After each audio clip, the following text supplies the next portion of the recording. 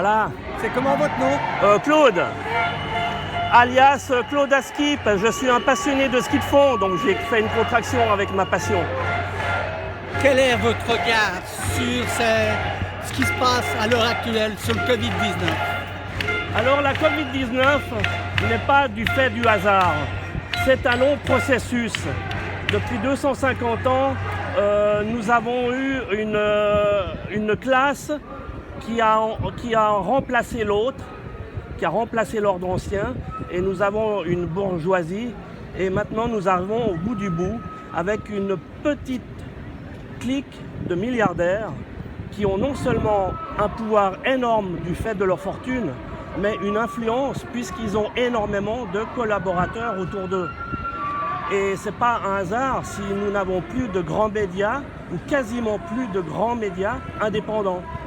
Puisque même si ces médias perdent de l'argent, et c'est la meilleure manière de fabriquer l'opinion, comme on a fabriqué l'opinion avec l'école, où moi qui suis un passionné d'histoire, je ne sais plus si c'est Albert Einstein ou qui a cité qu'un pays qui ne connaît pas son histoire est condamné à la répéter et à répéter ses erreurs perpétuellement.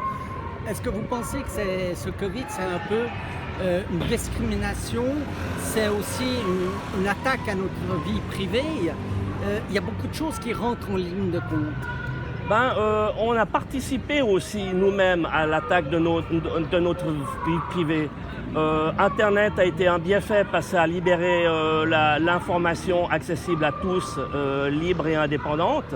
Mais on s'est aussi nous-mêmes tracés et piégés, notamment avec les smartphones. Et maintenant encore plus avec les réseaux sociaux. Comme disait Ramu, on n'est plus libre, où est notre liberté, où on atteint quelque chose qui est sur nous-mêmes.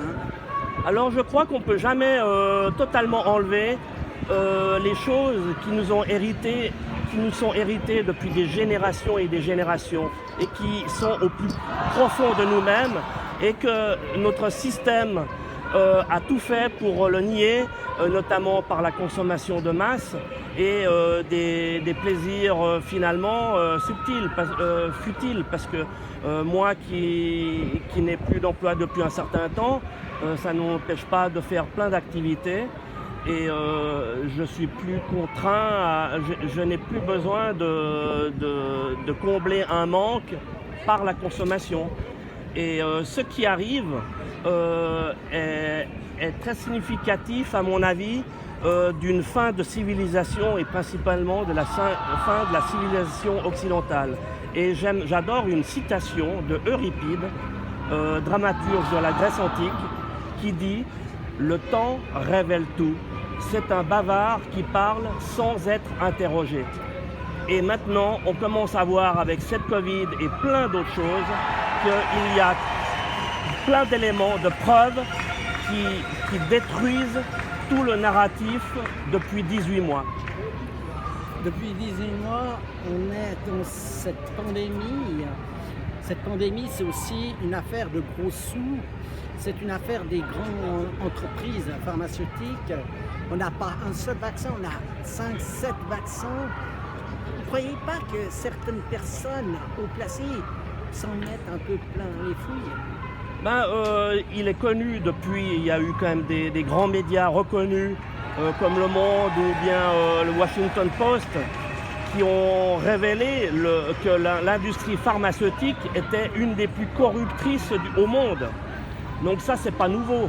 Et le fait que nos gouvernements, principalement occidentaux, aux premières heures de cette épidémie, ont commandé des milliards et des milliards de doses sans avoir une quelconque idée de l'impact réel sur la santé de la population, c'est significatif.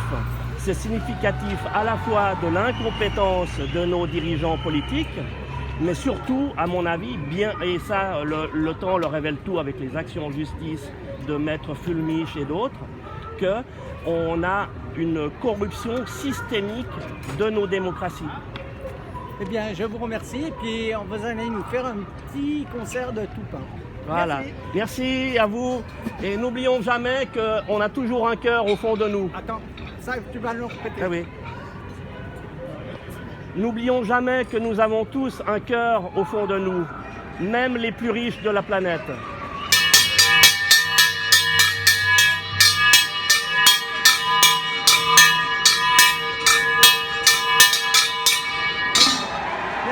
Merci. Merci.